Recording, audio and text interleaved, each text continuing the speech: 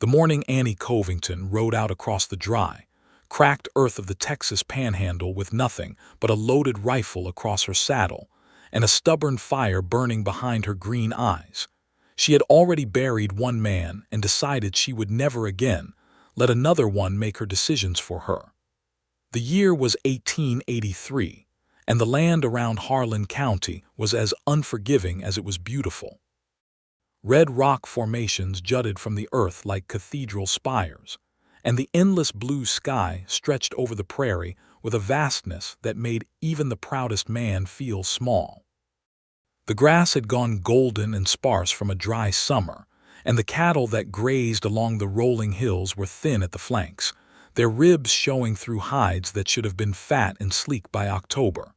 It had been a hard year. It had been a hard several years, truth be told, though Annie had not let herself speak that aloud to anyone. Franklin Covington had been dead for 6 months when Annie finally rode out to the eastern boundary of her land and found herself staring across the wooden fence line at the spread that belonged to Oliver Blackwell. She had known the name Oliver Blackwell for years, the way you know the name of a storm that keeps rolling in from the western horizon. He was talked about in town with the particular mix of respect and wariness that men reserved for someone who had carved something real out of nothing.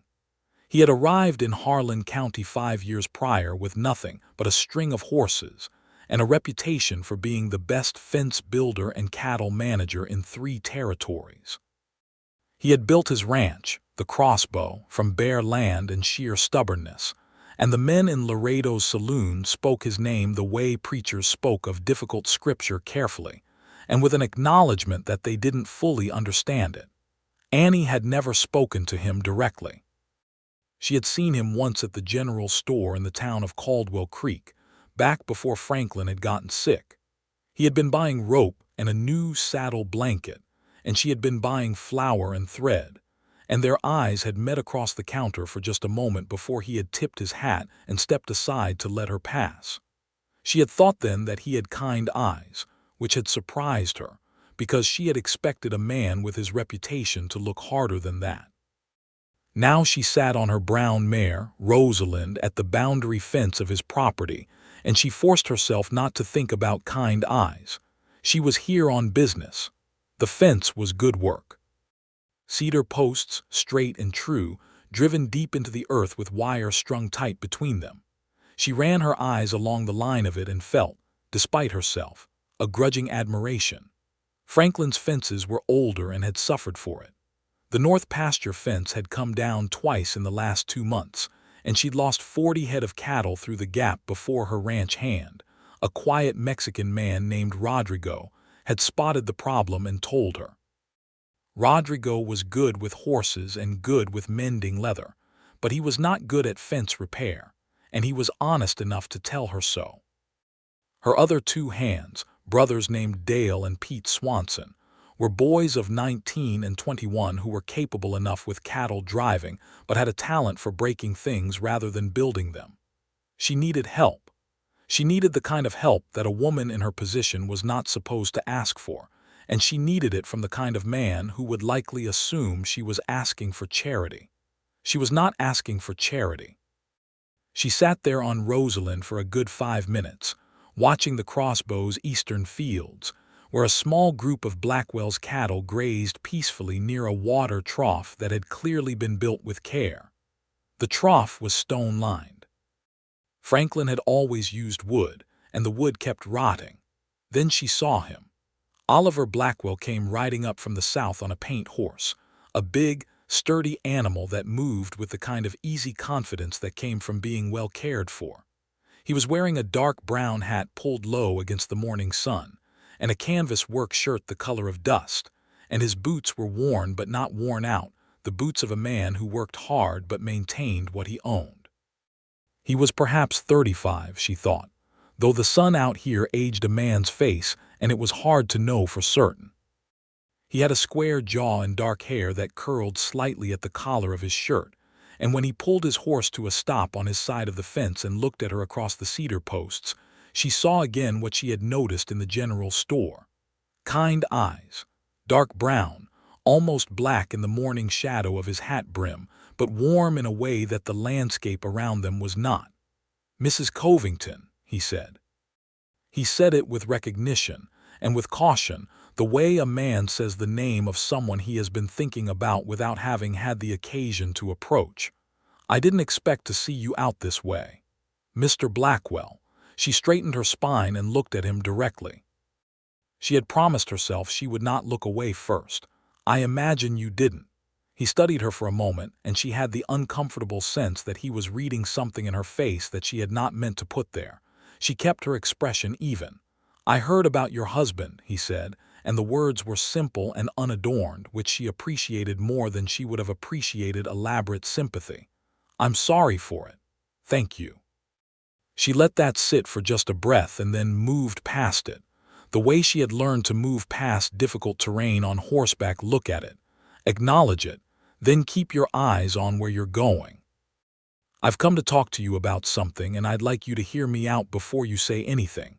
He tilted his head slightly, which she took as permission. She drew a breath. The wind moved through the dry grass around them, and somewhere far off, a hawk called out once and then was silent. "I need a partner," she said. "Not a favor, not charity, a partner. My north pasture fence has failed twice this season, and I've lost cattle both times. I have 3 hands, and not a man among them, who can build a fence that will hold more than a season. My south water situation is deteriorating. The creek that feeds my lower pasture has been running shallow since August, and I believe it's going to dry entirely by January unless I divert from the spring upstream. I have good land, Mr. Blackwell. I have a sound herd, even if it's thinner than I'd like it to be, and I have a solid house and outbuildings and a name in this county that means something. What I don't have is someone who knows the technical side of running a ranch at this scale." She paused. "I'm told you do." Oliver Blackwell had not moved during this speech. He sat on his paint horse with the stillness of a man who was accustomed to being still when it mattered, and he watched her with an expression she could not entirely read. "You're not wrong that I know the technical side," he said carefully. "I'm not asking you to take over," she said, and her voice had an edge to it that she hadn't entirely meant to put there but that she decided to leave. "I'm asking for a working partnership, a formal arrangement, your expertise and labor shared with my land and resources. Profits from the combined operation split on terms we'd negotiate fairly. I would remain the owner of the Covington land. I would have equal say in all decisions. This would not be you rescuing a widow, Mr. Blackwell. This would be 2 ranchers combining their strengths." The wind moved again. His horse shifted its weight from one foot to the other. "How many head do you run?" he asked. "Currently 212. I had 260 before the fence failure." "What's your grazing situation in the north pasture?" "Better than you'd think, given the summer.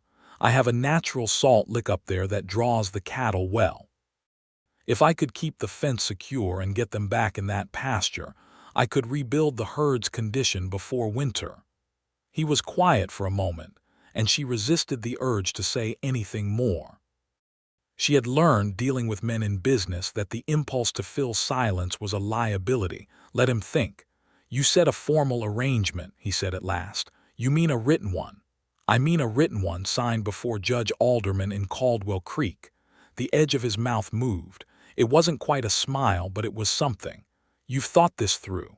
"I've been thinking about it for 3 months," she said.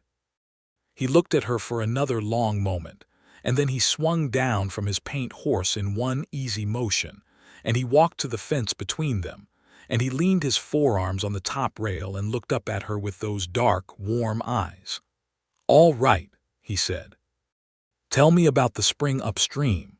She told him. She told him about the spring and about the South Creek and about the North Fence situation and about the Swanson brothers and about Rodrigo and about the state of her cattle and the grazing patterns she had observed and the water tables she had tried to calculate from the information available to her.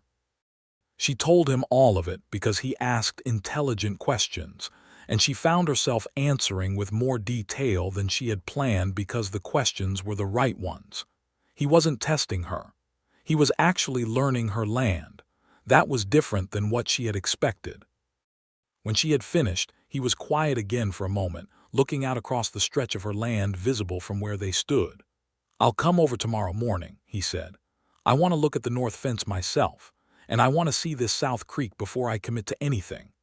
"That's reasonable," she said. He looked back up at her then, and something shifted in his expression, something that was not quite business anymore, but that he seemed to catch and pull back before it could become anything else. "Mrs. Covington," he said. "Annie," she said. She didn't know why she said it. It felt important to say it. "If we're going to work together, you should call me Annie." A pause. And then quietly, "Oliver." She nodded once. She gathered Rosalind's reins and turned the mare back toward home. She had ridden perhaps 100 yards when she heard him call after her, "Annie." She stopped and turned in the saddle.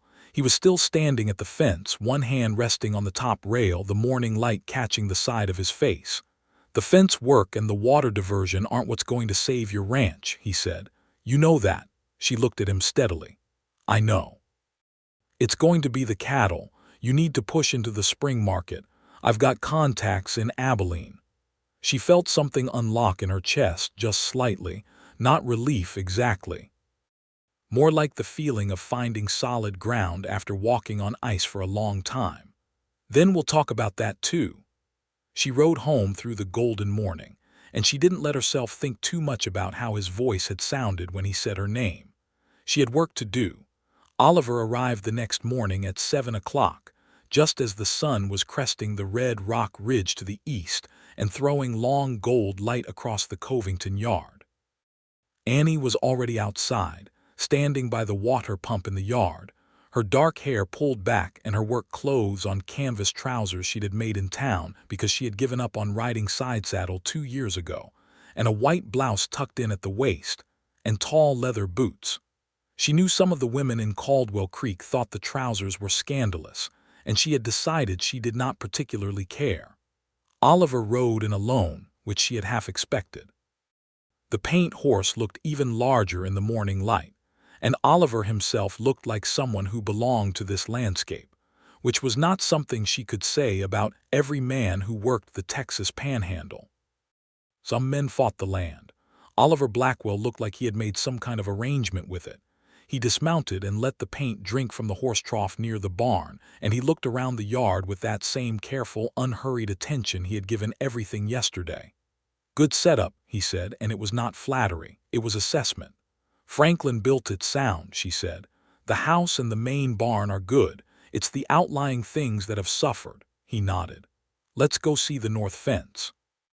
They rode out together, side by side, and Annie was aware of something that she had not been aware of yesterday, possibly because yesterday she had been armored in her proposal and the adrenaline of delivering it.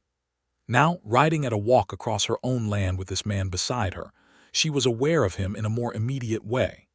The easy way he sat in the saddle. The way he noticed things without pointing at them, just a slight shift of his eyes, a brief nod, the way you could tell he had filed something away. He had strong hands, the hands of someone who had built things and fixed things for a long time, and they rested loose on the reins in a way that suggested he trusted his horse, and his horse trusted him. She was being ridiculous, she told herself. She was assessing a potential business partner. They reached the north fence, and Oliver dismounted and walked the line of it for nearly half an hour without saying much, crouching at the posts to check how deep they were set, testing the wire tension with his hands, looking at where the ground conditions had shifted and loosened the anchor points. Annie watched him work and answered his questions when he had them. "The posts weren't set deep enough," he said at last, standing and pushing his hat back on his head. "Whoever built this originally used about 18 inches of depth. Out here, with the freeze-thaw cycle in winter and the summer heat expanding the ground, you need at least 30 inches, ideally 36. The wire's not a bad grade, but it needs to be restrung tighter. And you need corner braces here and here." He indicated 2 points with a nod of his head. "That's a week's work with 2 men who know what they're doing." "My men don't know what they're doing," Annie said. "No," he agreed without judgment. "But I've got 2 hands on the crossbow who can do this work, Tom and Caleb. They built most of my fence line." He looked at her. That would be the first thing I bring to the table if we're talking partnership. What would be the second thing? He looked out over the north pasture, where the dry grass moved in the wind. Contacts and credit, he said. I've got a line of credit established with a feed merchant in Amarillo and a cattle buyer in Abilene named Hargrove who I've done good business with for 3 years.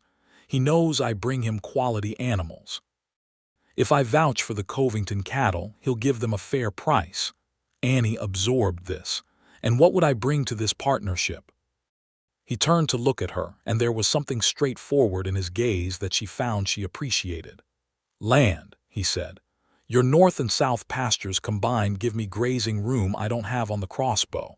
My eastern land is rocky. Good for keeping the cattle in one area but not good for feeding them.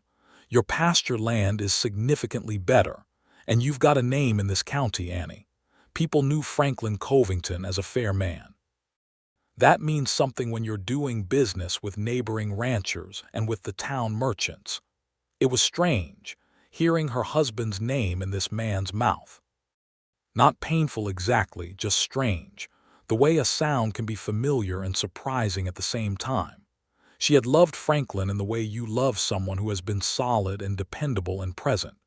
He had not been a man of great passion, but he had been a good man and she had respected him deeply, and his death had left her shaken in ways she had not fully shown anyone. He would have liked this idea, she said, and she hadn't meant to say it out loud, but there it was. Oliver looked at her with quiet steadiness. Practical, and fair. He believed in fair arrangements. She looked at the fence line. He just ran out of time to make them. They were quiet for a moment, standing in the north pasture with the wind moving around them, and it was not an uncomfortable silence. It was the kind of silence that settles between two people who have briefly touched something real. Then Oliver said, "I'd like to see the South Creek," and they rode on. The South Creek was worse than Annie had let herself believe when she reported it to him. What had been a reliable 2-foot-deep waterway in previous years was now a thin trickle running over stones in a channel that was clearly designed for a much larger flow. Oliver crouched at the bank and dug his fingers into the mud beside the water and looked upstream toward where the spring fed the system, and then he looked back at Annie with an expression that confirmed what she already knew. "January is optimistic," he said. "I'd say November if it doesn't rain." "It won't rain," she said. He stood and brushed his hands on his trousers. "There's a technique I used on my southwest water situation 2 years back. The spring that feeds this is up gradient, maybe a 1/4 mile northeast, if I'm reading the land right." "You're reading it right. I can divert a channel from that spring directly to your south pasture trough. It's labor, but it's not complicated. The gradient will do most of the work if we cut the channel correctly." He looked at the creek bed. "I'd want to do this before the creek fails entirely. The cattle need water continuity." "How soon?" 2 weeks after we start the north fence. Give the fence crew time to finish and then redirect them." He looked at her. "If we're doing this." She met his gaze. "Are we doing this?" He was quiet for a moment that stretched just a beat longer than purely professional consideration would require. Something moved behind his eyes, and she wasn't sure what it was, and she wasn't going to ask. "I'll have my lawyer draw up a proposal," he said. "You look it over, you make your changes, we negotiate, and we sign." "Agreed," she said. She put out her hand, the way she had seen men do it when they struck a deal. He looked at her hand for a moment, and then he took it, and his grip was firm and warm and brief. And when he let go, she told herself very firmly that she had not noticed anything about it at all. The lawyer's papers took 10 days to produce and another 3 days to negotiate. And then they sat before Judge Alderman in Caldwell Creek on a Tuesday morning in late October, and signed the Covington-Blackwell Ranch Partnership Agreement in front of 2 witnesses, one of whom was Rodrigo, and one of whom was Oliver's foreman, a steady older man named George Prater who had worked ranches from New Mexico to the Oklahoma Territory, and wore his experience in the deep lines of his face. The judge, a heavy-set man with an impressive white mustache, looked from Annie to Oliver and back again over the tops of his reading spectacles. "This is an unusual arrangement," he said. "Yes," Annie agreed pleasantly. "I've never processed a partnership agreement with a woman as equal principal." "You have now," she said. The judge signed the papers. In the days that followed the signing, the Crossbow hands came to the Covington property and began work on the north fence, and Annie's yard became a place of activity and noise and sawdust, and the sharp ring of hammers driving posts. Oliver came with his men each morning and worked alongside them. He was not the kind of man who sent his people to do things he wouldn't do himself, which was something she had suspected and now confirmed. He worked in his shirt with his sleeves rolled to the elbow, and he drove fence posts with an efficiency that was almost beautiful to watch if you were inclined toward watching that kind of thing, which Annie told herself she was not. She managed the cattle end. She and Rodrigo and the Swanson brothers rode the herds and assessed condition, and began the careful, systematic work of sorting the animals by health and moving the strongest ones to the north pasture once the fence was secure enough to hold them. Oliver's hands, Tom and Caleb, were as capable as advertised. Tom was a quiet young man of perhaps 23 with a methodical way of approaching every problem, and Caleb was older, mid-30s, fast and efficient with the wire work. By the end of the first week, the north fence was standing straight and true, and Annie stood in front of it with her hands on her hips and felt something she hadn't felt in months. Progress. Actual, visible progress. Oliver came to stand beside her as she looked at the fence. He smelled of sawdust and sweat and leather, and he stood at a respectable distance, but he was close enough that she was aware of him in that same immediate way she'd been working to ignore. "It'll hold now," he said. "I can see that. 2 posts in the southwest corner still want checking in spring, but they'll get through winter. I'll note it." He glanced at her sideways. "You keep notes, constantly, on everything." She pulled the small leather notebook from her jacket pocket and showed him the page she'd been working on, which was covered in her small, precise handwriting. Dates, observations, measurements, questions.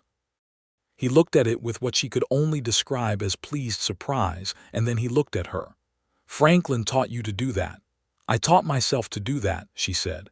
"Franklin was not a man for writing things down." "Good habit," Oliver said.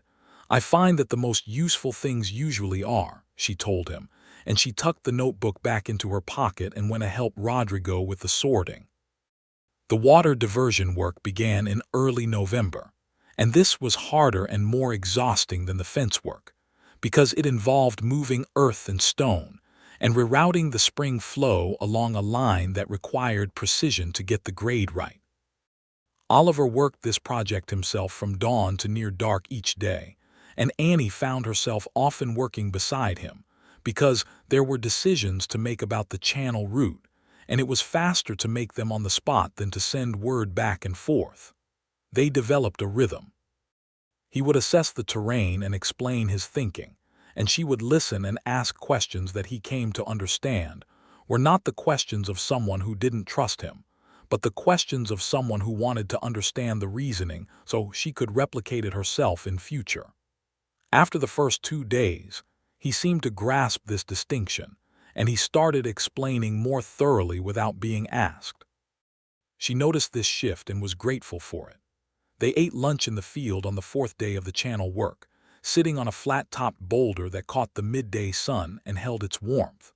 Rodrigo's wife, a woman named Consuela who sometimes cooked for the Covington hands, had sent tortillas and beans and dried beef, and Annie and Oliver ate in the comfortable silence they had developed, with the sound of Tom and Caleb working the earth further down the channel line. "Can I ask you something personal?" Oliver said. She looked at him. "You can ask. Why did you come to me, specifically?" He held her gaze steadily. "There are other ranchers in this county. Haulers got fence experience. The Morrison brothers run a big enough operation." She considered the question because she had asked it of herself several times and had an answer she was not entirely sure she wanted to share with him. "Because Hauler would have wanted to buy the land," she said, "and the Morrison brothers would have wanted to manage it, which means they'd have wanted to manage me. And because," she stopped. "Because," he said quietly, Because I watched you at the general store 2 years ago, she said. You moved out of the way for me without being asked, without making it into something. A lot of men make it into something moving aside, holding a door. They make it mean that you owe them something or that they've done you an enormous favor. You just moved, and then you went back to your own business. Oliver was looking at her with an expression that was careful and warm in equal measure. I remember that day, he said. I suspected you did. You were buying flour and thread, he said. You were looking at the selection of thread with the same expression you've been looking at this channel grade. Like you were going to solve it. She was surprised into a laugh which surprised her further, because she had laughed very little in the past 6 months and had almost forgotten what it felt like to do it unexpectedly. I was trying to match a color, she said, for a repair to a good dress. Did you match it? Close enough, she said. He smiled then, and it was the first time she had seen him fully smile, and she would have been lying to herself if she'd pretended it didn't do something to her. It transformed his face from serious and capable to something warmer and more open, and she looked away before she could examine that feeling too closely. Can I ask you something? She said. Fair enough, he said. Why did you say yes? You could have said no. A formal partnership means obligations. It means your name on paper alongside mine. Men in this county are going to have opinions about that. Men in this county have opinions about everything, he said. That's not an answer. He was quiet for a moment, looking out over the channel line where Tom and Caleb were working, and she saw something move through his expression that was honest and unguarded. Because you rode up to my fence, he said, and you said what you needed without dressing it up or backing away from it. That's rarer than good land. He paused. And the land isn't bad either. She felt warmth move through her that had nothing to do with the midday sun on the boulder. She finished her tortilla and stood up and said, The channel grade is wrong on the west bend. And she walked back to work, and she didn't look back, but she heard him follow. The channel was complete by mid-November, and the water from the spring ran clean and steady into the south pasture trough, and Annie stood and watched it with a satisfaction so deep it was almost physical. Oliver stood a little behind her, and she heard him say quietly, There it is. And the way he said it, not congratulating himself but just marking the moment, made her like him more than was strictly professional. The winter settled in over the Texas Panhandle with less severity than some years, but enough cold to make the work harder. The cattle were in better condition now that the north pasture was accessible and the south water was reliable, and the combined herd from both ranches grazed across the Covington land in the long, cold days with the placid efficiency of well-managed animals. Oliver's foreman George Prater proved invaluable. He had a particular understanding of cattle health that allowed him to identify problems before they became serious, and he and Rodrigo developed a working relationship built on mutual respect and minimal conversation, which was the best kind. Annie and Oliver fell into a rhythm of meeting every other morning at her kitchen table to go over numbers and plans.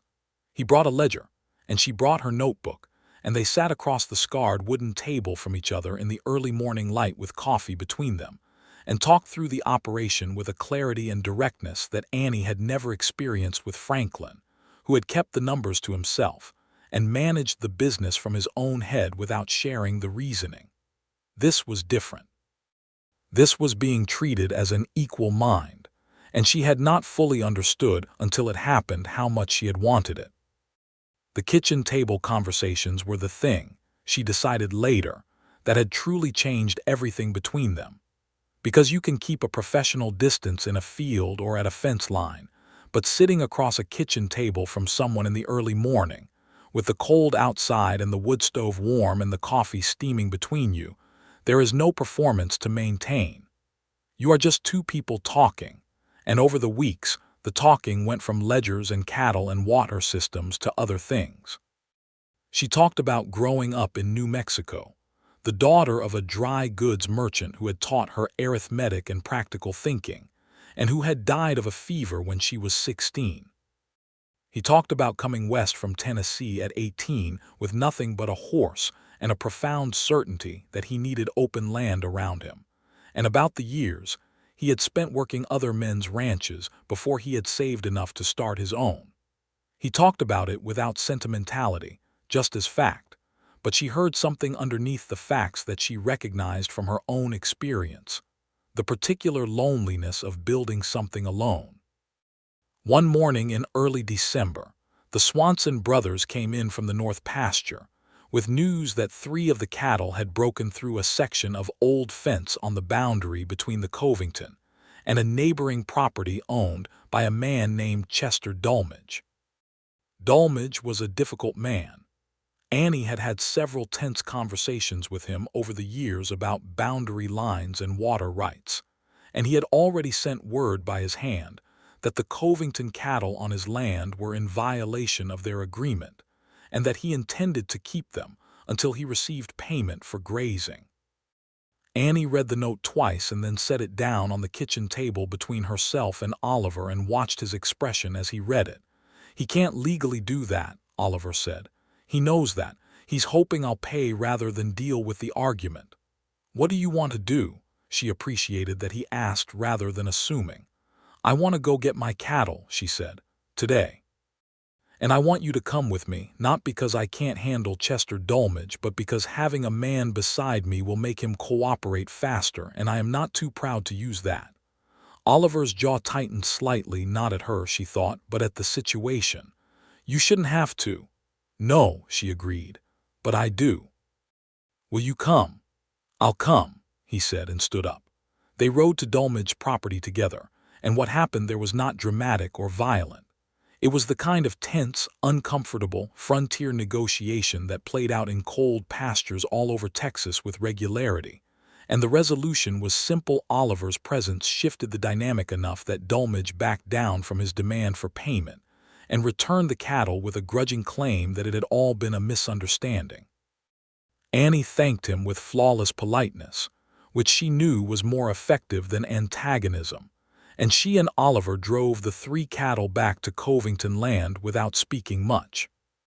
When they had returned the animals to the north pasture, Oliver stopped his paint horse and looked at her with an expression she was beginning to be able to read, which was part warmth and part frustration held carefully in check.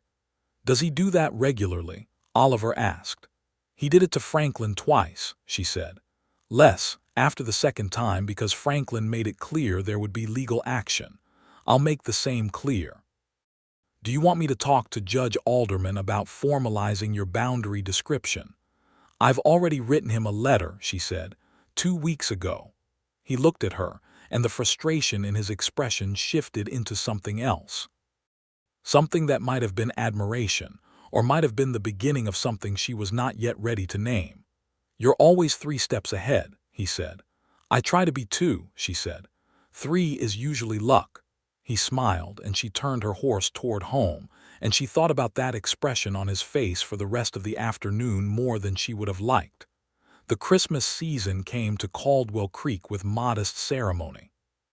There was a gathering at the Methodist church on Christmas Eve, and Annie went because she had always gone, and because it was the kind of thing you did when you lived in a small community that held itself together through shared ritual.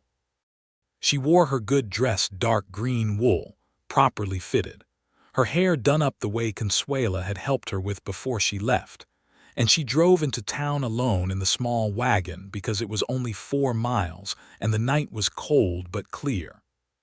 She did not expect to see Oliver Blackwell at the church, because she had not precisely thought about whether he was a church-going man, but there he was, standing in the lantern-lit entrance in a dark jacket and a clean white shirt, speaking with George Prater and another man she didn't know. He turned when she came in from the cold, and she watched his eyes move over her in a way that was not the way he looked at fence grades or water tables, and that lasted only a second before he caught it and replaced it with his usual quiet steadiness. "Annie," he said, "you look well." "Thank you," she said. "So do you." She meant it. They sat in adjacent pews because the church was 3/4 full and the seating was limited, and during the service she was very aware of him next to her, the warmth of him, the way he sang the hymns in a low, sure voice that she hadn't expected. She didn't look at him during the singing. She looked straight forward at the flickering candles on the altar and focused on the words. Afterward, in the yard outside the church where people stood in small clusters in the cold, starry night talking and exchanging the modest warmth of the season, Oliver brought her a cup of hot apple cider from the table that the Methodist ladies had set up, and she took it and said thank you, and they stood together looking at the stars above the black silhouette of the Texas skyline. "Do you have family somewhere?"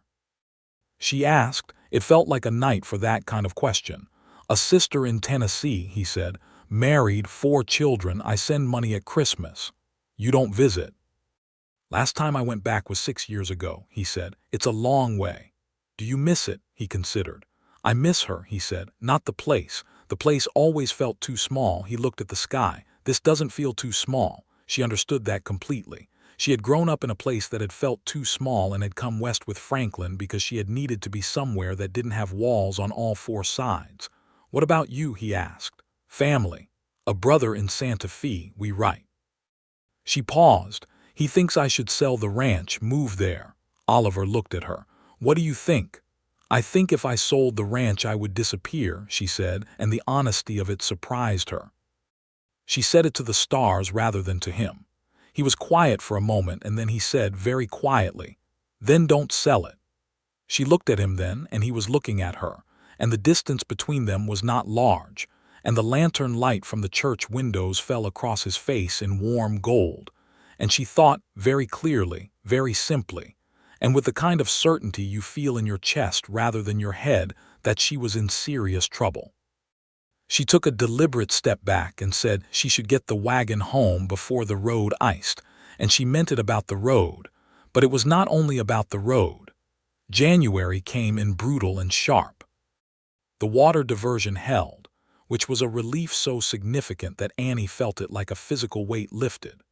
The creek bed dried completely by the 2nd week of the month, which meant Oliver's prediction had been right, and had he not done the channel work in November, they would have lost the South Cattle water entirely and had no good solution before spring.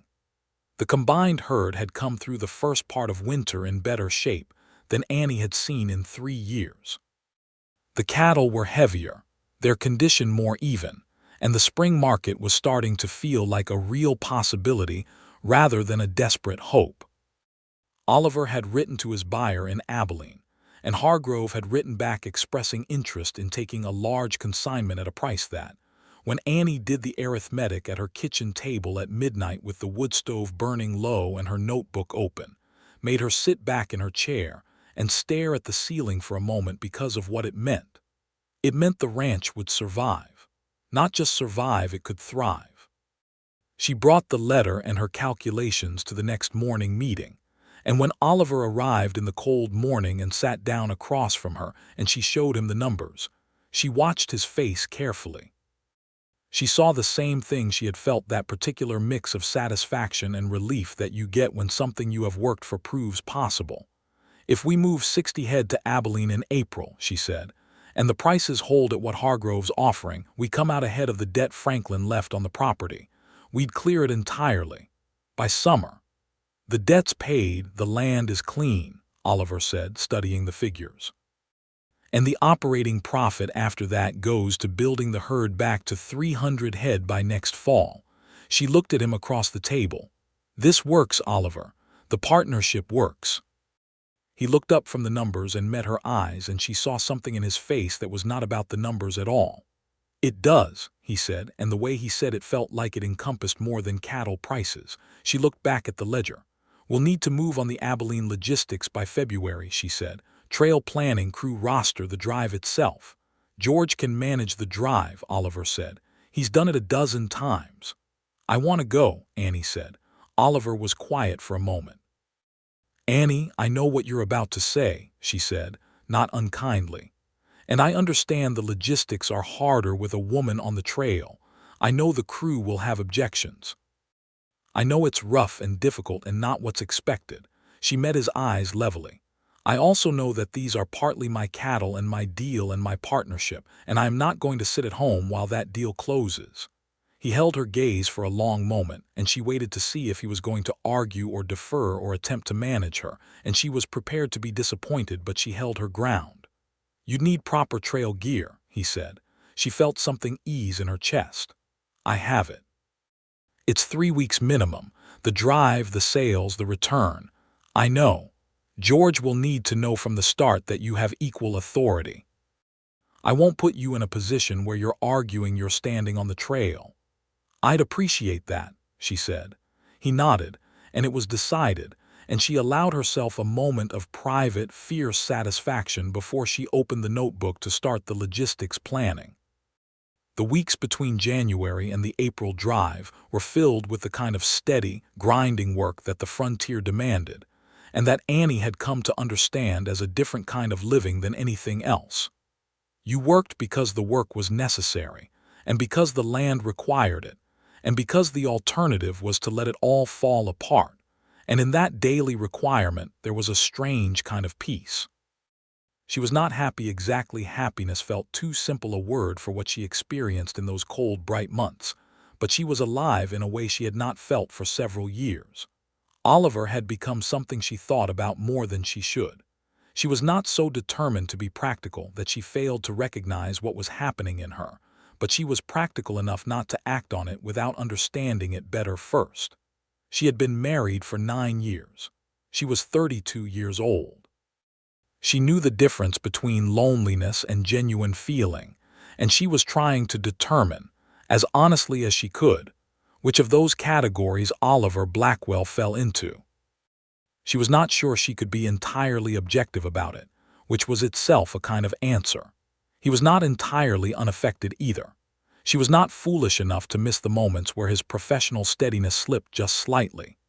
The way he sometimes paused when she walked into the room, the way certain silences between them had begun to carry a weight that had nothing to do with ranch business, the way he had started to make sure she had coffee before he poured his own without appearing to think about it.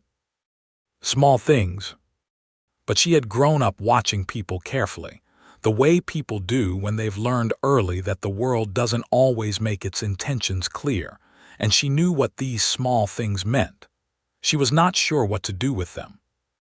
The answer came not from any deliberate decision, but from an ordinary evening in late February, when Oliver had stayed later than usual going over the Abilene Drive plan with George Prater at the kitchen table, and George had ridden home at dusk, and Oliver had stayed to finish a calculation, and when he closed his ledger and looked up, the room had gone dark outside the windows, and the wood stove had burned down to red coals, and the lamp on the table threw its light low and warm. "I should go," he said. "It's late," she agreed. She didn't move from where she stood at the kitchen counter, and he didn't immediately stand from the table. There was a silence, and it was not the comfortable working silence they had developed. It was something else, something with a different texture, and she felt it in the room the way you feel the atmospheric change before a storm. "Annie," he said, and his voice was different. Low and careful, the voice of a man choosing words. "Oliver," she said, equally quiet. "I'm going to say something, and I want you to tell me honestly if it's unwelcome." She waited. "I've been trying not to," he said. "Because this is a partnership and I don't want to complicate it. And because you've had enough people making assumptions about what you want and what you need.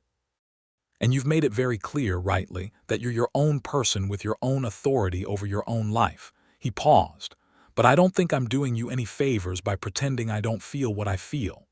She looked at him across the kitchen, and the lamplight was warm between them, and she could see the careful honesty in his face, the deliberate way he was holding himself still and leaving the space for her to respond however she chose. "What do you feel?" she said. He held her eyes. "I think about you when I'm not here," he said simply. "I've been thinking about you since before I could have told you why. And I know this arrangement is new, and I know you've had grief this year, and I know you're not a woman who wants someone else managing her life. I'm not. I would never." He started again.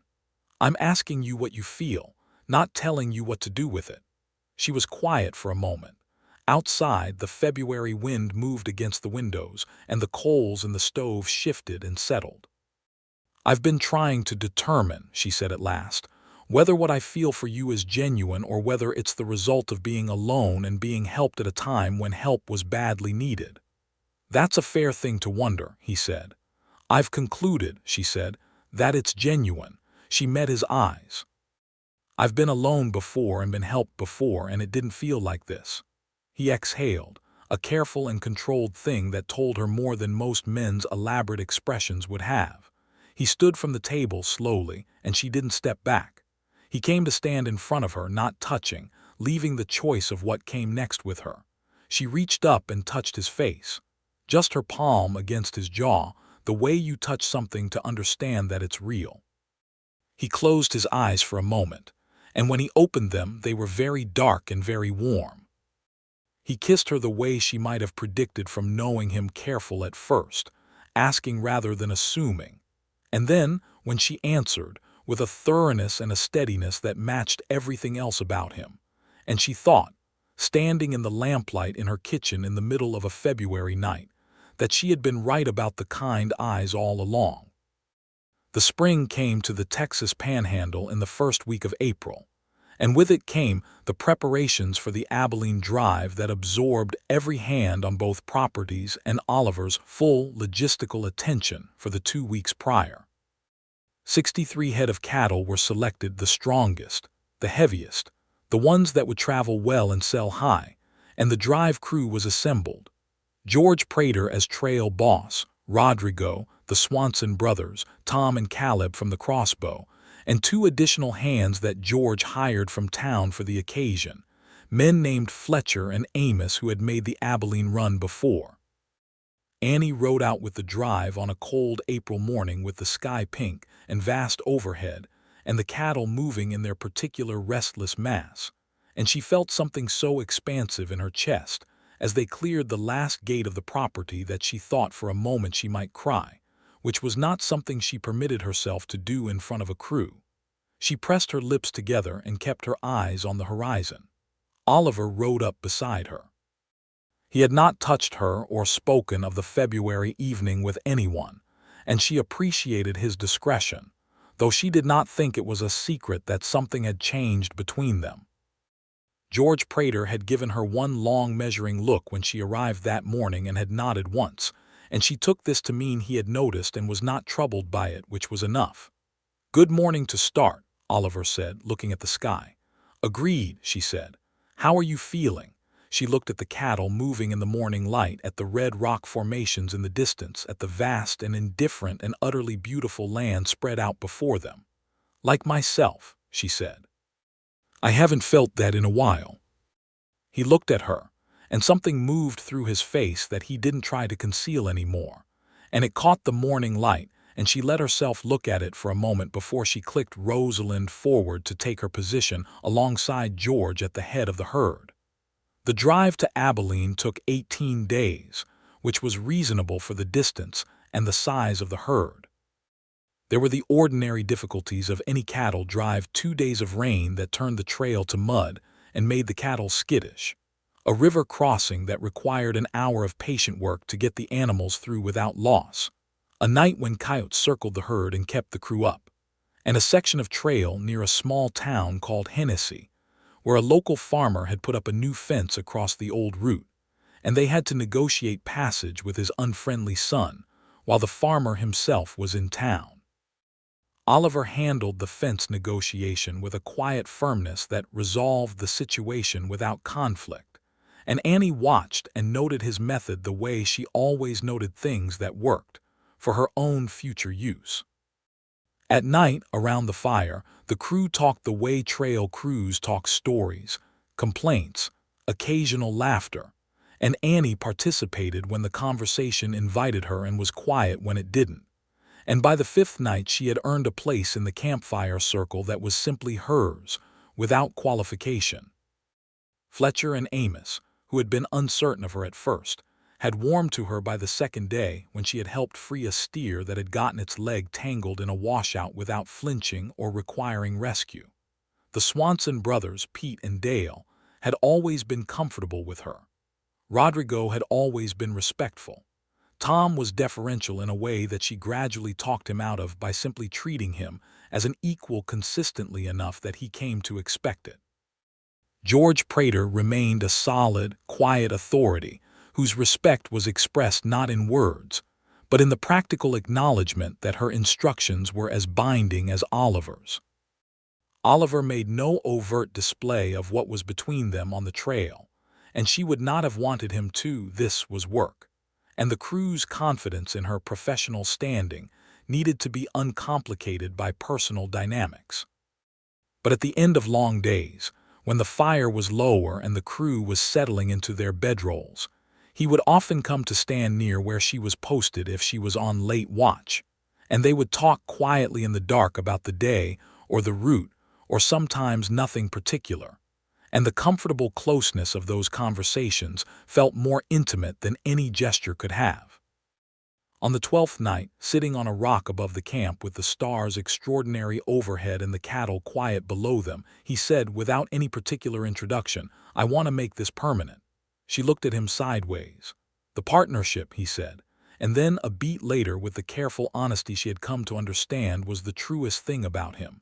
Everything. She looked back at the stars. A shooting star moved across the eastern sky, so quick she almost missed it. "You should ask me properly," she said. "I'm not a woman who'd want to be sort of asked." "No," he agreed, "you're not," and she could hear the smile in his voice. "When we get back," he said. "After the sale is closed and we're home." "When we're home," she agreed. Abilene in 1883 was a city in the particular way frontier cities were, more alive and more chaotic than any quiet person would want, but with a pulse to it that was undeniable.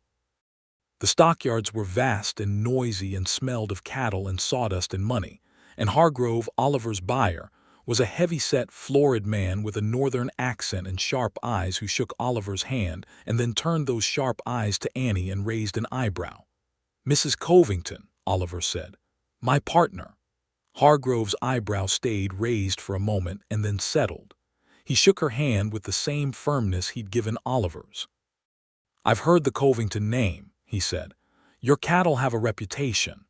"I intend to build on it," she said. Hargrove looked at Oliver. "I like her," he said. "I know," Oliver said. The sale took 2 days of negotiation, which Annie participated in, fully contributing information about the cattle's condition and provenance with a precision that she could tell impressed Hargrove even as he tested her with increasingly detailed questions. The final price came out 14% above the initial offer, and when they shook hands on the deal and stepped out of Hargrove's office into the Abilene afternoon, Oliver looked at her with an expression of pure satisfaction. 14%, he said. "He was testing whether I knew what I had," she said. "When he found out I did, he stopped testing and started negotiating honestly." Oliver laughed, and it was the full, unguarded laugh she had heard only a few times, and she decided she intended to hear it as often as possible for as long as possible. They rode home to Harlan County in less than the time the drive out had taken, because they were moving fast without the cattle, and the weather had cleared to the brilliant, crystalline blue that the Panhandle produced in late April. The crew was in high spirits.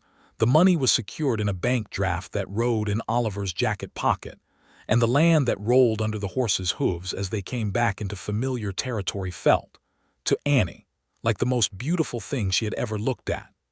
They arrived at the Covington Ranch on a late afternoon, gold and red, and Oliver helped settle the crew and the horses and then stood in the yard as everyone else moved to their tasks, and Annie stood facing him in the late light. He reached into his jacket pocket, and she expected perhaps the bank draft, but what he produced was a small ring, a plain gold band set with a single dark red stone, garnet, she thought, the color of the rock formations around them. He must have acquired it in Abilene in those 2 days of the sale. He held it in his palm between them, and he looked at her directly, the way he always looked at her, with the full weight of his attention and without pretense. "Annie Covington," he said. "I came to this county with nothing but a horse and an idea about what I wanted to build, and I built it, and then I found out that what I'd built by myself was only half of what it could be because you weren't in it." He paused. "I don't want to run your life. I don't want to manage you or override you or stand between you and the things you're capable of, which are considerable. I want to stand next to you, as your partner, in every way I'm allowed to be." She looked at the ring in his hand and then at his face, and she thought about the woman who had ridden to his fence 6 months ago armored in practicality and determination, who had needed something and had asked for it cleanly and without apology, and she thought about how none of what had followed had been what she'd expected, which was how the best things seemed to happen. "Yes," she said. She said it without qualification or ceremony, the way she said most things, and she held out her hand, and he put the ring on her finger, and he was right. It fit exactly right, the way he seemed to understand the dimensions of things without being told. He kissed her in the yard of the Covington ranch as the sun went down over the Texas Panhandle, and Rodrigo, walking past with a saddle over his shoulder, made a brief respectful detour around them. And from somewhere near the barn Pete Swanson said something to Dale Swanson in an undertone, and whatever Dale said back made Pete laugh, and the horses moved in their paddock, and the wind came across the grass warm and clean. And the land went gold, and then red, and then purple in the last of the evening light. They were married in May, in the Methodist Church in Caldwell Creek, with George Prater standing up for Oliver and Consuela standing up for Annie, and Judge Alderman present not in his official capacity, but because Oliver had invited him, and he had been quietly supportive since the partnership papers. The church was 3/4 full, because the county had opinions about this marriage, some of them skeptical, some of them warm, and Annie had decided months ago that she was not interested in the skeptical ones and would not perform for the warm ones, and she had walked up the aisle in her good dress, the dark green wool, in the same way she did everything, directly and with her head up. Oliver was waiting for her at the front of the church with his dark jacket on, and his hair properly combed, and an expression on his face so full of uncomplicated happiness that it made the preacher forget his opening line and have to clear his throat and start twice. The ceremony was simple and short, because they were both practical people, and neither of them required a lot of ceremony to understand the gravity of what they were doing. When the preacher pronounced them married and Oliver kissed her, there was a sound from the pews that was somewhere between a cheer and a sigh, and Consuela wiped her eyes with a handkerchief, and George Prater looked at his boots and smiled. The reception was held in the yard of the Covington Ranch, which everyone began calling the Covington Blackwell Ranch without any announcement being made, just the organic way of things in a small community, and it lasted most of the afternoon, with food that Consuela and 3 of the church women had prepared, and a fiddle player from town who played until the sun went down. Annie danced with Oliver twice, which was twice as much as she had planned to dance in front of people, and the second time he held her differently than the first time correctly and appropriately, the second time as if he had forgotten to perform correctness and was simply holding his wife, and she didn't mind that at all. The summer that followed was the best season the ranch had seen in more than a decade by everyone's estimation. The combined herds, managed now under a unified plan with Oliver's technical expertise and Annie's precise record-keeping and Hargrove's reliable Abilene market, produced results that put them ahead of where they'd planned to be by the end of the year. The south pasture, fed by the diverted spring, was green for longer than the surrounding properties.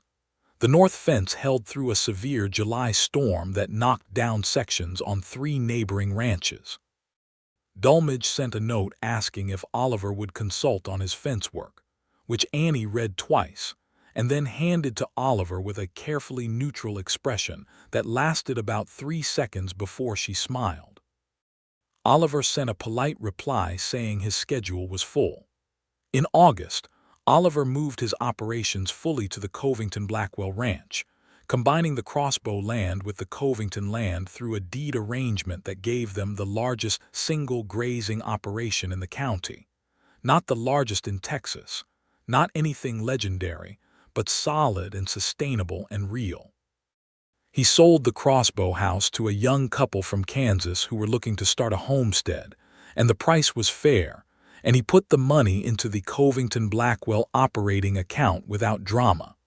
The house was the thing that changed most visibly. It had been Annie's house, and it had been built for one set of purposes and one way of living, and now it was theirs, and Oliver built out the east side over the course of the summer with Caleb's help. A workroom with a proper desk for the ledgers and correspondence, and 2 additional rooms that Annie understood the implicit intention of without it being spoken aloud, though she didn't say so, and he didn't either.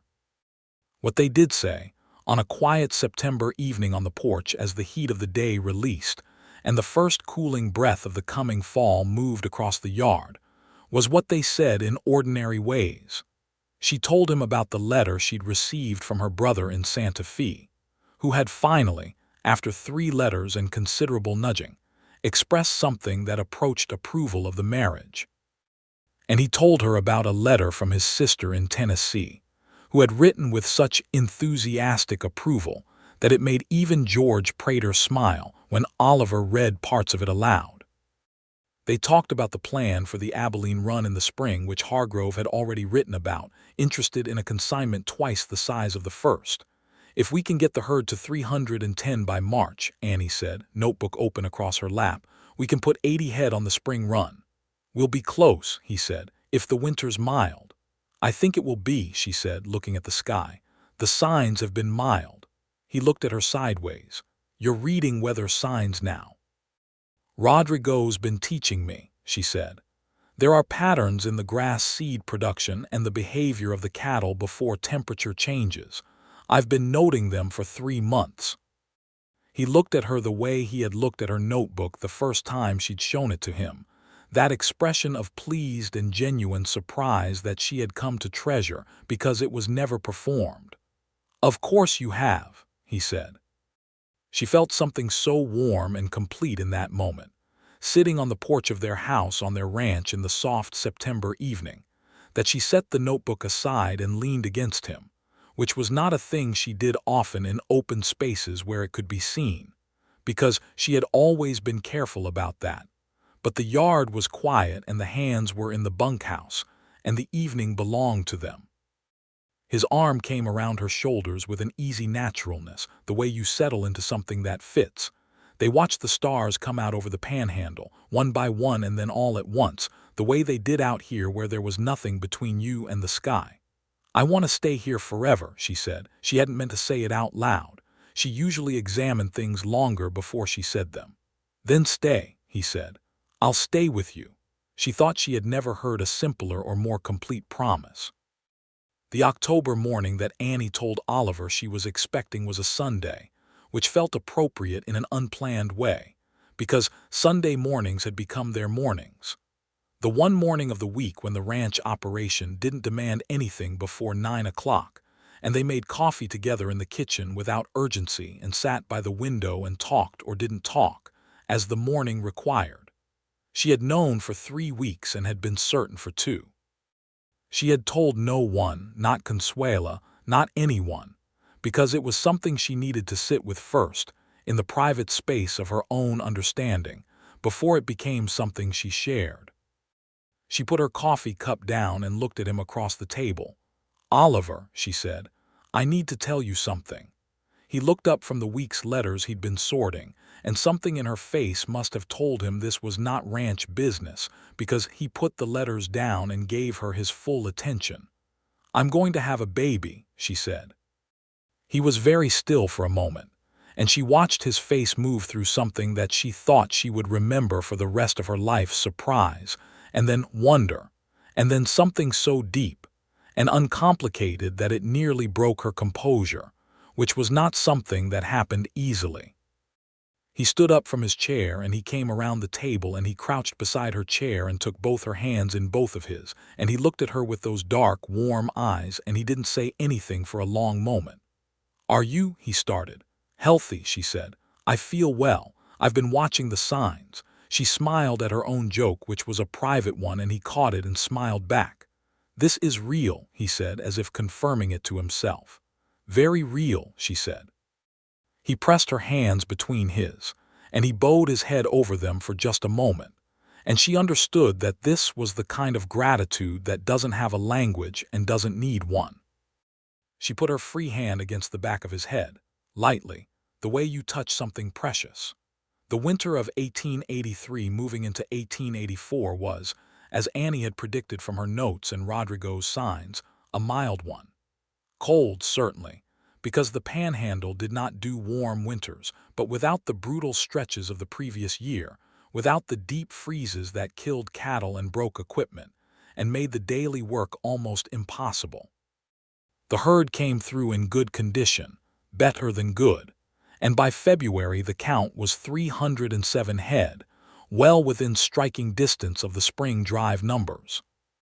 Annie managed the ranch operations through the late winter of her pregnancy with the same precision she managed everything, though she accepted from Oliver the help he offered in the form of taking over the longer riding days and the heavier physical work, because she was practical enough to know where her limits were even when she was reluctant to admit them.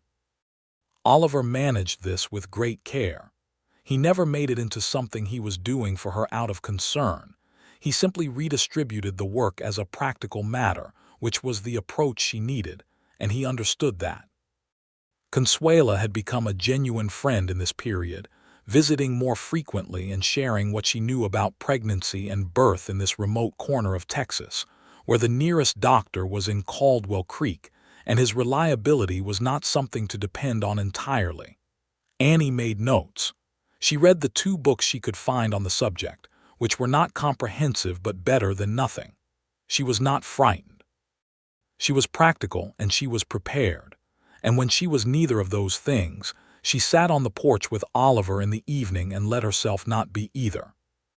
In late winter, a letter arrived from Oliver's sister Margaret in Tennessee, long and enthusiastic and thoroughly Margaret from everything Oliver had described. She was delighted about the baby, delighted about Annie from Oliver's descriptions, and inquired whether a visit might be possible in the summer.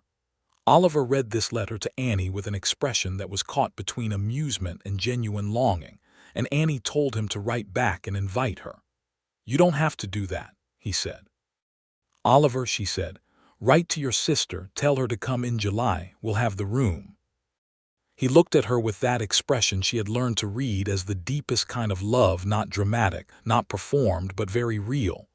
"You're remarkable," he said. "I'm practical," she said. "You need family nearby, and I'd like to know the people who matter to you." He wrote the letter. The spring drive happened in April, and this time Annie stayed at the ranch. She had made this decision herself, after honest calculation, because the drive was 3 weeks of difficult riding, and she was 7 months along, and the risk was not one she was willing to take with what she was carrying. She was clear with Oliver that she had made this decision, not had it made for her, and he was clear that he understood the distinction. He left George in charge of the crossbow-side operation and put Rodrigo in daily charge at the home ranch with clear instructions about every contingency, and he told Annie everything she needed to know to manage any situation that might arise, treating her as the capable principal she was. Then he held her in the yard before he rode out very carefully, and she held him back and she said, "Come home quickly," and he said, "I'll come home quickly." He was back in 19 days with the Abilene Money and Hargrove's signed agreement for a fall consignment that set the operation up for the following year as well. Annie met him in the yard, and he lifted her hand to his lips and then put his forehead against hers for a moment in the afternoon sun. "How was it?" she said. "Long," he said. "I've been thinking about you every hour for 19 days. "That seems inefficient," she said. "It was extremely inefficient," he agreed, and she laughed and he smiled, and the ranch settled around them in the spring light. Oliver's sister Margaret arrived in July on the weekly stage from Amarillo, and she was exactly as Annie had imagined from the letter. A rounder, more immediately expressive version of Oliver, with the same dark eyes and a laugh that arrived quickly and often, and 4 children ranging from 6 to 13, who descended on the Covington Blackwell ranch like a small, enthusiastic storm, and were immediately adopted by the Swanson brothers as entertainment. Margaret took one look at Annie and then at Oliver and then back at Annie and said, "Oh, he wrote it all exactly right," which was not an explanation Annie fully understood, but which she suspected was a sister's way of saying she could see that her brother was happy. They talked easily, Annie and Margaret, because they were both direct people, and because Margaret had the quality of asking questions that invited real answers rather than polite ones. They sat on the porch in the evenings after the children had been settled, and Margaret asked about Annie's parents and her marriage to Franklin and her decision to keep the ranch, and Annie answered honestly, and Margaret listened in a way that felt like being genuinely understood. "He told me about the fence," Margaret said one evening, "about you riding up to his fence and telling him you needed a partner." "That's an accurate summary," Annie said. "He wrote it in a letter and I read it 4 times," Margaret said. "I knew then." Annie looked at her. "Knew what?" "That this was serious." She smiled. "Oliver doesn't recognize what he feels about things until it comes out in how he describes them. He described you like you were the most interesting landscape he'd ever seen." Annie looked at the stars over the panhandle and felt the weight of the life she'd built pressing around her in the best possible way. "He's a good man," Annie said. "The best I know," Margaret said simply. "And I'm biased, obviously, but he is." Annie knew. She had known for a while now, in the particular way that you come to know something that has proven itself over and over in ordinary and extraordinary moments both. She knew it in the fence posts he drove to 36 inches in her north pasture. She knew it in the way he poured her coffee first in the morning without thinking. She knew it in the way he asked her what she thought before he said what he thought. She knew it in the way he had crouched beside her chair and taken both her hands. She knew it the way she knew good land. The baby came in the first week of August, on a hot, still morning when the sky was white with heat haze and the cattle stood motionless in the shade of the tree line. Consuela was there, and Margaret was there. And the doctor from Caldwell Creek was there as well because Oliver had ridden for him at 4 in the morning and returned with him in record time.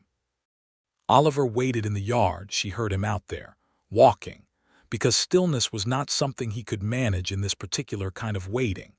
It was a long morning but an uncomplicated one, and when it was over and Consuela brought Oliver in, Annie was sitting up against the pillows and the baby was in her arms, and Oliver stood in the doorway of the room for a moment looking at them with an expression that she could not fully describe but that she held in her memory like a photograph.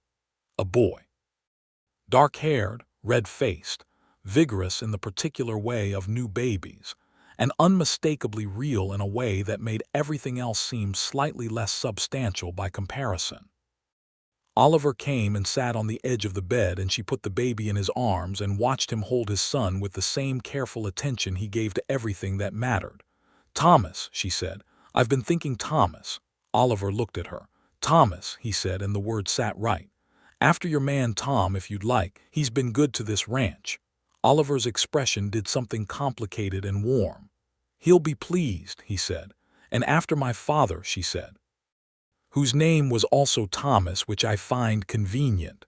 Oliver smiled at the baby, who seemed largely uninterested in the conversation.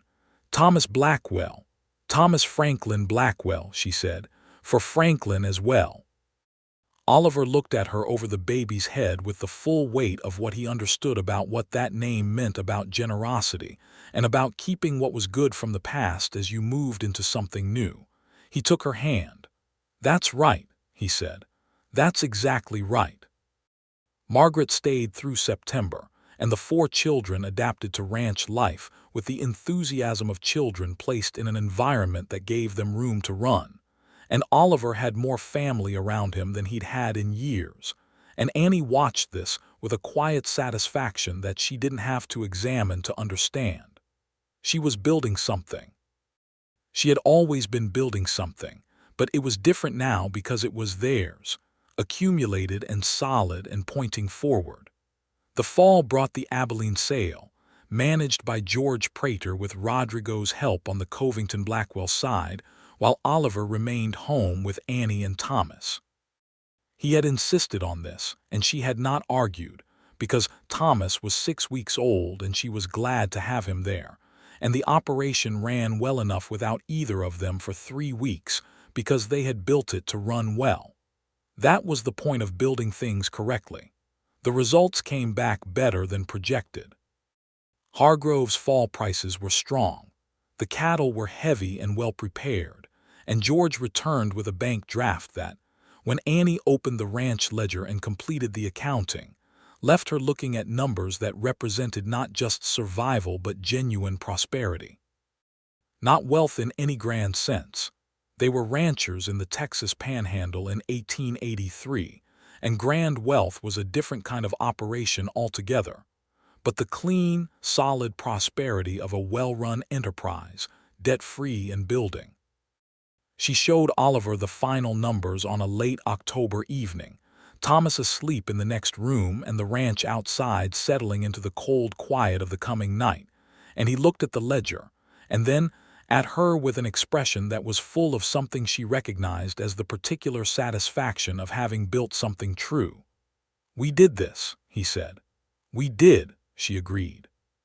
He put his arm around her, there at the kitchen table in the lamplight, the way he did when they sat together in the evenings, a comfortable and uncomplicated presence, and they looked at the ledger together. "Next spring," she said, "I want to put some of this into improving the south pasture. I have ideas about a better soil preparation method I read about in one of the agricultural journals. If we improve the grass density—" "Annie," he said. She stopped. "What?" "The south pasture will wait 10 minutes." She looked at him. He was looking at her with warmth and amusement and love in equal measure. "You're allowed to just sit here for 10 minutes. She considered this. "I have the journal. The journal will be there in 10 minutes. She set down the notebook. She leaned back against his side. Outside, the first cold wind of winter moved across the panhandle, and the cattle were settled in their pastures, and the ranch buildings stood solid around them, and from the next room she could hear Thomas's small, steady breathing. 10 minutes, she said. 10 minutes, he agreed. They sat in the lamplight in the house they had made into theirs, in the year 1883 in the Texas Panhandle, with the future spread out ahead of them as wide and possible as the land they could see from the porch on a clear morning. They had built it from a fence-line conversation, and a proposal delivered without apology, and a willingness to believe that the right partnership was not about one person saving another, but about two people deciding, together, that what they could build side by side was worth more than anything they could build alone. Thomas grew through that winter into a wide-eyed, determined baby who grabbed at everything within reach and regarded the world with a focused intensity that Oliver said came from Annie and Annie said came from Oliver, and they agreed to disagree about that. He grew into a boy who learned to walk by pulling himself up on fence posts and who followed his father around the ranch before he could reliably form sentences, and who asked his mother questions about everything with the same precise curiosity she'd always had herself. He learned to read from Annie's notebooks, which seemed appropriate, and he learned to build from Oliver, and he had in him the particular combination of careful thought and genuine warmth that was the best of both of them. Margaret came back the following summer, and the summer after that, and eventually she and her family came one summer and did not entirely leave, because her husband had discovered that the Panhandle suited him, and the children had never fully recovered from the ranch life, and there was land adjacent to the Covington Blackwell property available at a fair price, and Oliver and his sister negotiated a neighbor arrangement that pleased everyone. Annie and Oliver had 2 more children in the years that followed, another boy they named James, who was quieter than Thomas and more mathematical, and a girl they named Clara, who was neither quiet nor mathematical and who was, by unanimous agreement of everyone who knew her, exactly like Annie at age 4. Clara followed her mother around the ranch and copied her walk and asked questions in a rapid-fire sequence that sometimes made Oliver cover his mouth with his hand to conceal his laughter, and Annie answered every question seriously, the way her own father had answered hers, because she knew what it meant to be taken seriously. Rodrigo and Consuela were, in every practical sense, family. Rodrigo had been with the Covington Ranch for 11 years by the time Clara was born, and his children and the Blackwell children grew up together on the ranch land with the comfortable intermixed life that comes from sharing a place and a purpose over a long time.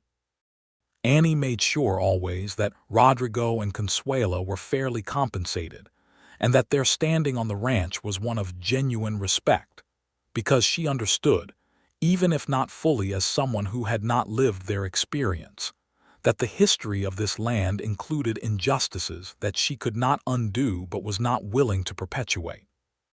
Dulmage eventually moved his family to New Mexico and sold his property to a family named Tanner who were pleasant and who built good fences the first time, which Annie noted with private satisfaction. George Prater worked the crossbow operations until he was 62, and then retired to a small house in Caldwell Creek, and came back to consult on the major decisions because, as he put it, the habit of knowing what was happening at the Covington Blackwell Ranch was too ingrained to give up entirely. Oliver hired his replacement carefully and well, and the operation continued to grow, not recklessly, not in the way that collapses, but steadily, the way good things grow when they are tended correctly.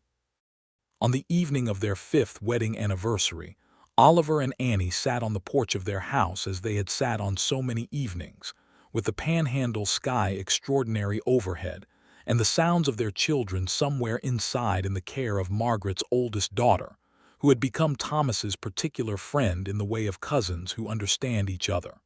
The cattle were settled. The fences were solid. The water ran clear through the channel Oliver had built in November of 1883, and the south pasture was green with the improved grass that Annie had planted from her agricultural journal research, and it fed the herd through the dry summers better than anything around them.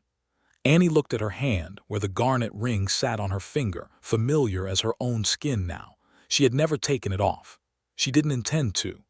"What are you thinking?" Oliver said. She turned to look at him. He looked the same as he had on that morning at the fence, only more settled into himself, the way people settle when their life fits them. His dark hair had a few threads of gray at the temples that she found entirely distinguished and that he found mildly alarming, which she considered a reasonable difference of opinion. "I'm thinking about a morning 5 years ago," she said, "when I rode up to your fence." He smiled. "I heard your horse coming from about 200 yards away." She looked at him. "You didn't say that. I didn't want to alarm you." "I was not alarmed," she said. "No," he agreed. "You were absolutely not alarmed. You had the look of someone who was doing what they'd decided to do and wasn't going to be talked out of it." "That's accurate," she said. "I thought," he said, "when I saw you sitting there on that brown mare with your back absolutely straight, that this was either going to be the most complicated conversation I'd had in a long time or the most straightforward. It turned out to be both." She looked at the stars. "I needed a partner," she said, "not a favor." "I know," he said. "That's what made it possible." He paused. "I wasn't looking for someone to rescue, and you weren't looking for someone to rescue you. That's rarer than people think." She nodded. That was true. She had known it was true when she rode out that morning, which is why she had ridden out the way she did, with the words ready and her chin up. She had known that she could not accept what was offered if it was offered out of pity, and she had known that what she was really asking for, and what had really happened, underneath all the ledgers and fence posts and cattle drives, was to be seen clearly, by someone who was capable of seeing clearly, and to be met on equal ground. Oliver had done that from the first day. He had read her proposal for what it was. He had looked at her land and asked the right questions and respected the answers. He had fought her corner when it needed to be fought and stepped back when stepping back was what the situation required, and he had made the thing she built with him bigger and more solid than anything she could have made alone, without ever suggesting that this meant she owed him something she hadn't agreed to. That was the whole of it, she thought, and it was more than enough. It was, in fact, everything. Inside the house, Thomas said something to James that made James laugh loudly, and Clara said something authoritative in response to whatever it was, and Margaret's voice floated through the open window, amused and warm. The house was full of people and noise and life, and the ranch outside held it all in its steady, dusty, beautiful arms. Annie took Oliver's hand on the armrest of the porch chair, and he turned his palm up and held hers, and they sat in the evening and looked at what they'd built, which was extensive and solid and real, and which had started at a fence line with a woman on a brown mare who knew what she needed and had said so plainly. She had needed a partner. She had found one. And in the long, good years that followed, in the mornings of notebooks and coffee and ledgers spread between them, in the evenings of children's voices and cattle sounds, and the vast panhandle sky going gold above them, in the ordinary and extraordinary moments that make a life when you are sharing it with the right person, she was grateful every single day for the directness that had brought her there, and for the man at the fence who had known, before she finished speaking, that what she was offering was not a problem to be solved but a life to be built, together, on equal ground, in the land that held them both.